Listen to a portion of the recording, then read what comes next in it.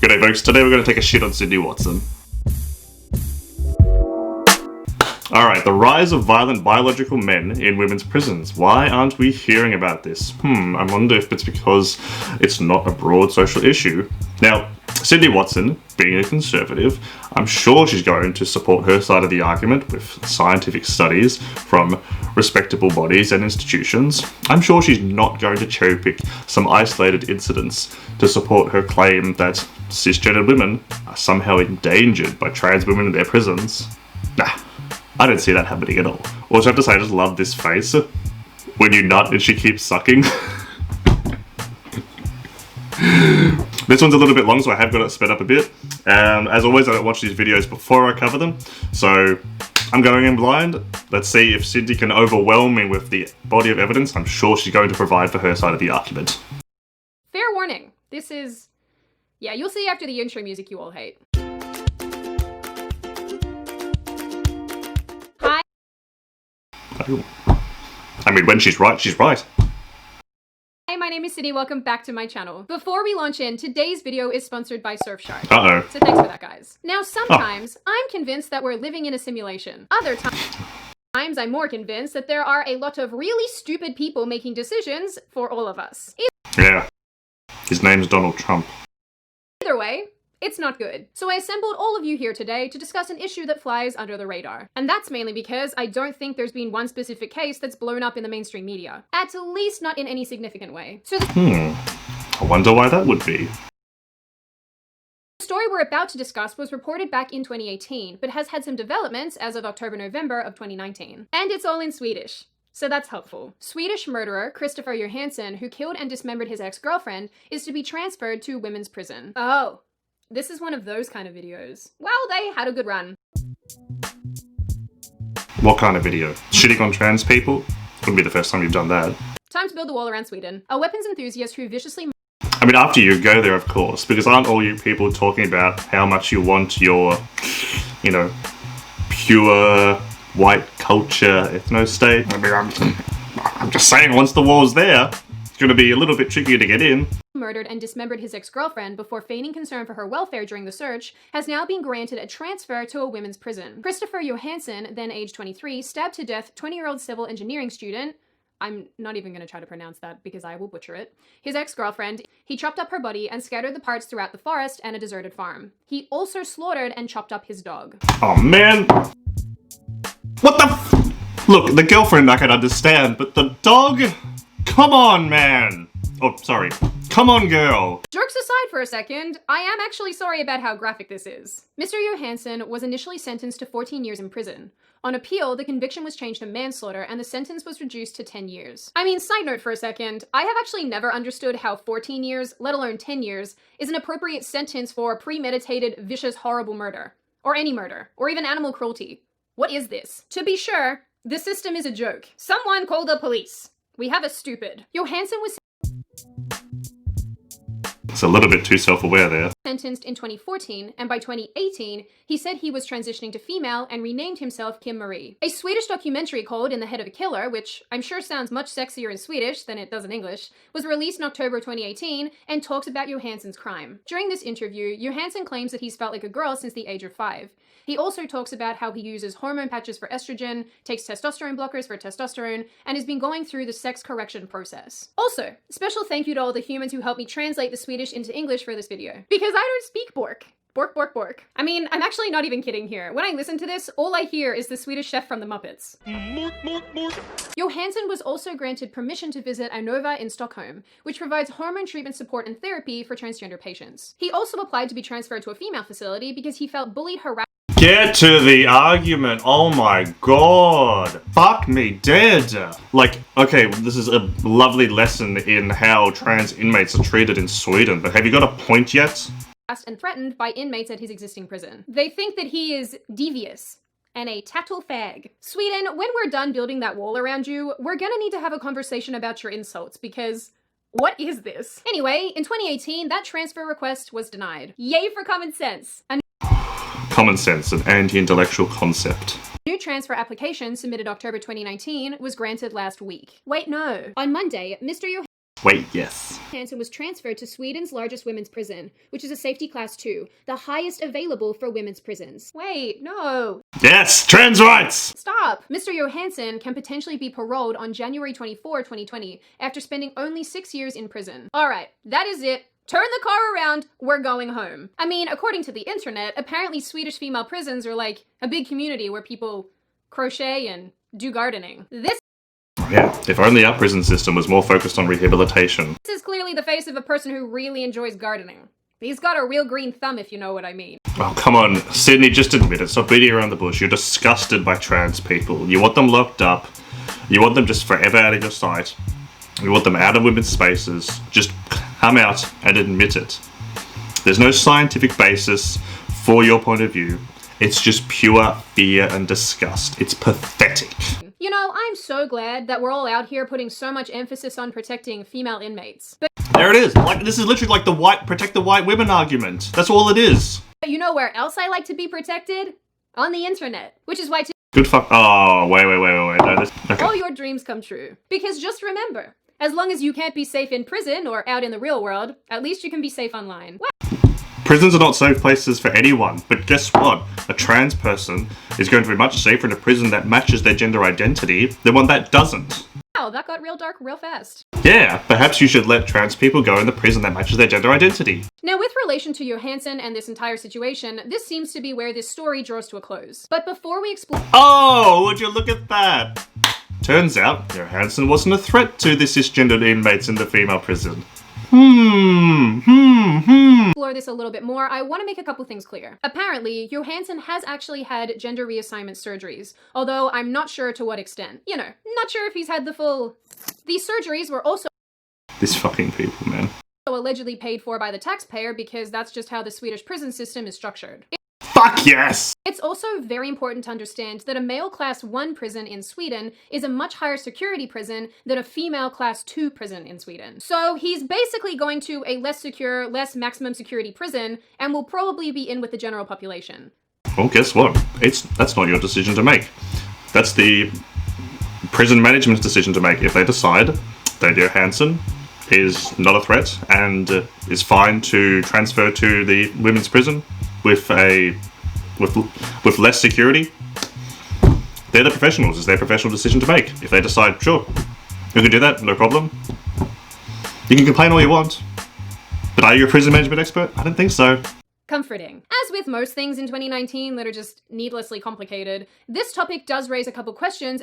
I'm sorry that modern science is beyond your comprehension. Perhaps you should try picking up a textbook sometime. About transgender people in prison. Oh boy, here we go. Are you going to be hitting us up with some evidence that shows this is a broad social issue that is being addressed? Or perhaps just some minor isolated incidents? The first being, what do we do with people who are transgender who offend? The second, what do we do with prisoners who transition while in prison? And third, who on earth is supposed to pay for all of this? Because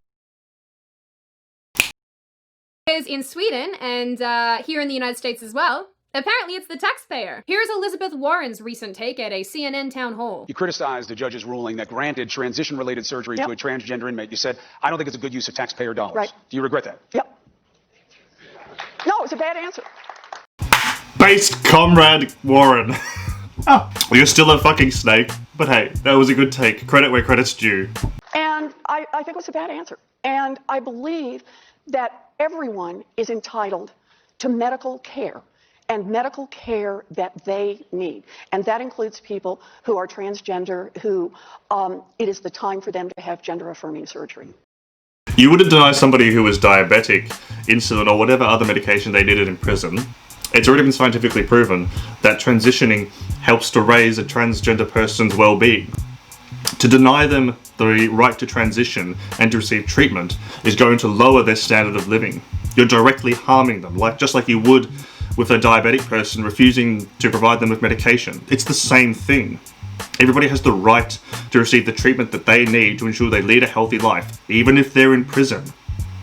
So I'm sorry, but you already pay for insulin, so guess what? You have to pay for gender-affirming surgery as well. I just think that's important. She says the prisoners are entitled to medical care, and by extension, gender reassignment surgeries. Yeah, see, look, America, your prisoners are entitled to medical care, but not the right to vote. We're gonna have to have a talk about that very soon. Funded by whom, you ask? You and me, of course. The money tree does exist after all. Yep. Thank goodness for socialist policy. But this isn't even the first time that this idea has popped up. In August of this year, a federal court ordered that Idaho must pay for a sex offender's transgender surgery. Citing constitutional protections against inflicting cruel and unusual punishments on criminals, a panel of 3 judges on the Ninth Circuit Court of Appeals ruled on Friday that the state of Idaho must pay for the male-to-female transgender reassignment surgery of an inmate sentenced to 10 years in prison for sexually abusing a 15-year-old boy. That's it. 100%. If you don't provide it, it's going to lower their standard of well-being. Sorry, it's got to be done. I wonder if this is what a lobotomy feels like. Sydney, come on. You're a little past that at this stage. And there are cases of this happening all over the United States, including but not limited to California, no surprises there, Massachusetts, Illinois, and Connecticut. I've also found examples of this throughout Europe, most notably the UK, but also in New Zealand, and I'm banking Australia. I mean, we put people like this on national TV. Taxpayer-funded gender reassignment is not that surprising at this point. You got a problem with Mona? I know the show that you're referring to, she has some pretty fucking hot takes. Pretty spicy. Sorry that you couldn't handle it, but it was epic. In the very least, it appears that these courts and governments are making these decisions because they view gender reassignment as integral medical care to which prisoners are entitled. And so does the rest of the medical community. Sorry you're being left behind. There's that word they like so much. Entitled. I mean, color me crazy, but once you hack someone to death, I don't think that you're entitled to a whole lot. Except... Afraid so. Your human rights don't get negated just because you've killed somebody. Sure, your freedom might, but the rest of them? Too bad. Maybe the chair. Oh, lovely. She supports capital punishment. Sydney, that is extremely distasteful and very unfunny. So, you're transgender. Correct. And you're in prison. What now? Well, for starters, corrections institutions must take into consideration a person's gender identity, meaning that corrections agencies are prohibited from placing transgender inmates into men's or women's units solely based on their anatomy at birth. So then, what's it based on? Where do you put the people who say they're neither male nor female? What? Wherever they want. What about people like me who want to be housed with the other unicorns? An attack helicopter joke in 2019. Ah, who'd have thought? These people, they're still stuck in 2014. Bigot? So from all of this arises 2 key arguments from both sides of the aisle. The major concern is changing our prison system to accommodate transgender inmates will put other inmates, particularly women, at risk, especially when you consider the fact that anyone can identify as a woman and then change to a female facility. But no. You have to be sincere in your conviction. If somebody, like, if I got arrested and while I'm being led away, I can't just be like, oh, I'm a woman, put me in with the women. You need to be sincere in your gender identity. There's a process to that. There's a process of seeing a psychologist, seeing medical professionals. You don't just change it like that. So here's the thing, there's not this epidemic of people faking their gender identity to get into the prison of the opposite gender. These people are making something out of nothing. But the other side argues that transgender inmates are the ones who receive the most amount of abuse behind bars, leading to depression, suicide, and self-harming, meaning that they should receive much more support. For an argument based on fact. example, a story was reported in 2016 from Brisbane, Australia, alleging that a transgender woman was raped 2,000 times in an all-male prison. Jesus Christ. Sydney, like, that's an argument for our side. What are you doing? Another story from 2017 from Pittsburgh claims the same. There was a third story in Britain in the same year that covered a suicide pact made by transgender inmates who said they'd been bullied and mistreated and took their own lives. But for every case like this, I can find another that talks about a transgender inmate who's assaulted a biologically female inmate. Transgender prisoner sexually assaults 4 female inmates in prison. Transgender inmate is accused of sexual attacks on women in prison. Transgender in prison for raping young girls sexually assaults inmates in women's prison. In this last example, a fellow female inmate said, the transgender offender may have changed physically, but his brain is still the same.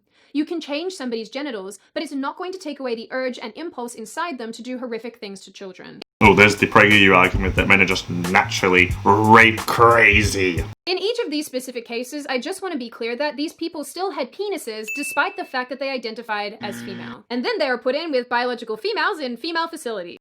What, you've never heard of the female penis? So yeah, that's like kind of playing with fire. I'm sorry, that's Oh yeah, just you put the trans women into the cis women, they're just gonna go rape crazy. That's not just playing with fire. That's burning down the whole house. And the forest behind the house. Seriously, who keeps giving you people matches? So when you start digging into the statistics on this topic, things don't get any clearer. Data from the Bureau of Justice Statistics from 2011 and 2012 said that there were 3,200 transgender inmates in state and federal prisons across the US. Of that number, 101 were surveyed, and around 40% said that they'd been sexually victimized in prison. According to these numbers, that means that transgender inmates are 13 times more likely than non-transgender inmates in the same prisons to experience sexual abuse. But if that's how often they're being victimized, how often are they doing the victimizing? That, my friends, is unclear. Because there are no super clear statistics, not because it doesn't happen. Just FYI. In Britain, at least, according to Wait, what? Hang on, wait, you just put forth data that supports my side of the argument, and then for your side, you're just like, What? several reports, and apparently according to the Ministry of Justice itself, almost half of trans prisoners are sex offenders, compared with 19% in the prison population as a whole. Some doctors and prison workers have also alleged that apparently sex criminals will transition to female in order to gain access to female inmates. I just You got any evidence to back that up? don't really know why anyone would be surprised by this. We're dealing with criminals here. They lie all the time. Say the word, Sydney. Call them degenerates. Let's not beat around the bush. But honestly, in my trials of the internet, I couldn't really find any definitive numbers telling me how many transgender inmates have assaulted or sexually abused biological female inmates. But that doesn't mean it doesn't happen, it just means I couldn't find stats on it. So what we do— Wait, what? You spend the last 5 minutes presenting evidence that supports our side of the argument, that trans women are in danger when they're put in men's prisons, that they're assaulted at a much higher rate, that they die at a much higher rate, and that when they're put in a women's prison, that rate goes down? And then to support your side of the argument, you just cherry pick some isolated incidents and vaguely allude to doctors in Britain saying that, hey, people transition to get access into women's prison, but don't present any evidence? And we're just supposed to trust you? How fucking dumb can you be? You're supposed to get all these fear-mongering news articles about, ooh, trans women are endangering cis women, and then just not talk about any information on the opposite person's side. How am I doing your job better than you? This isn't even a fallacious ad hominem. Like, I can't even comprehend this shit. You're supposed to be a conservative grifter. You're supposed to not present evidence. You're supposed to just present feels-based arguments based on cherry-picked evidence. How am I doing your job better than you? I don't know. Fuck. I've never seen somebody this dumb. You're going to spend the majority of the video arguing for the opposite side of the argument, from my side, and then when it comes to presenting evidence for your side, you just say, trust me, it's out there. What? know, at least in the British context, is that a huge portion of them are sex offenders. But what we can assume from this point is regrettably speculative. I mean, it is 2019. Speculation is apparently fact now. What I did That's what you're doing? find, however, is that in the UK, 1 in 50 prisoners identifies as transgender, amid concerns inmates are attempting to secure prison perks. Concerns, but no evidence. According to an annual report by Peter Clark, the Chief Inspector of Prisons, there are up to 1,500 transgender inmates among 90,000 prisoners in England and Wales, more than 10 times previous estimates and at least 4 times the number in the general population. Transgender prisoners are entitled to shower alone, separate cells, and can apply to switch between male and female jails. Earlier this year, the Ministry of Justice created a wing for transgender prisoners to keep them away from other inmates. Based British justice system? Look, they're getting there. And I'm sure this will shock none of you, but the majority of these people identifying as transgender are men who now identify as women. So yeah. I mean, that's a big chunk of the trans community. Yeah. Where does this leave us? Confused, holding some matches, and standing in the flames. That's where this leaves us. Like most things in 2019. Except you haven't been able to provide any evidence of this epidemic of trans women assaulting cis women. You've just said, hey, it's out there. Trust me, I have no evidence to present you. But hey, statistics are out there.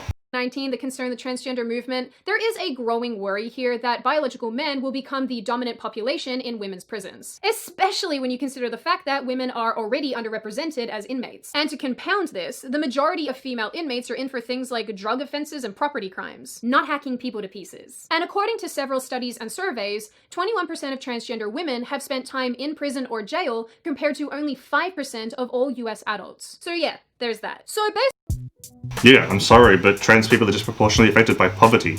Poverty leads to crime. based on everything I've said here, it's fair to assume that when it comes to the prison system, the majority of transgender people will be men who identify as women, which means that they'll be moved to women's facilities. So at least for me, the major point here is simple. Nobody has yet demonstrated how and if transgender women pose less of a risk to biological female inmates and staff than any other regular biological male criminal. Yet you have not been able to present any evidence to suggest that they do. It's probably fair to assume that the majority of people would oppose putting biological male offenders in with biological female offenders, so I guess in this context it raises the question of why this is appropriate. Does being Because it's based off your gender identity. gender suddenly change the danger factor to female inmates? Feminist women's groups have even come out and argued that this opens the door for sexual predators of various types. Whoa, hold up there. They're not feminists, they're TERFs. If you don't include trans women in your feminism, then you're a fucking TERF. From voyeurs to rapists to reinvent themselves as female. Wait, feminists in struggle.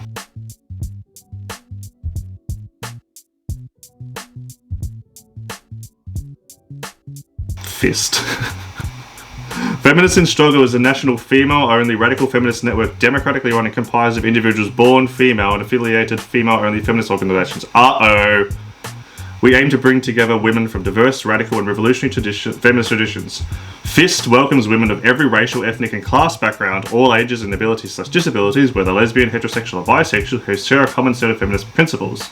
We are committing to organising a serious fight back against the attacks on our rights from multiple quarters. Feminists in Struggle wishes to invite any woman, adult, human, female, who shares our principles to join our ranks. We are a collection of radical feminists who see the need to join together in the defence of the right of all women to speak her truth in a clear voice and to connect with other like-minded women towards the goal of achieving true equality and liberation. If you agree, join us. This sounds turfy. Oh shit, here we go. We affirm that women and girls are oppressed based on our biological sex. Alright, well yeah, sounds pretty turfy to me.